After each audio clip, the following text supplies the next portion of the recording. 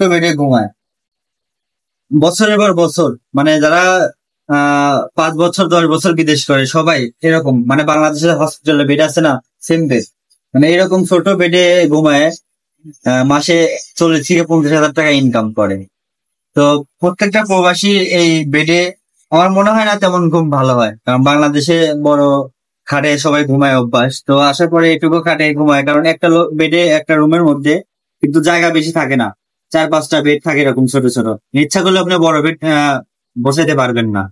তো প্রবাসীর কষ্ট মানে কেউ বোঝে না। বাংলাদেশ থেকে সবাই ভাবে যে প্রবাসী গেলে পরে টাকার টাকা, কিন্তু প্রবাসীরা কিভাবে এই টাকা ইনকাম করে সেই কথাটা কেউ ভাবেও না, দেখেও না।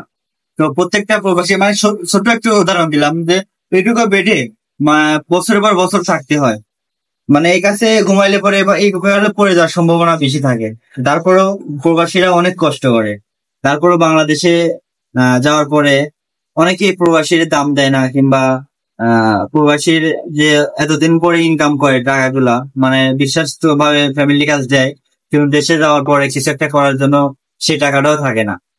এটা হচ্ছে প্রবাস জীবন। মানে ছোট্ট একটা উদাহরণ দিলাম যে প্রবাসী কিন্তু ঘুম হয় না। এইটুকু বেডের মধ্যে কিরকম ঘুম হয় আপনারা একবার ভাবেন।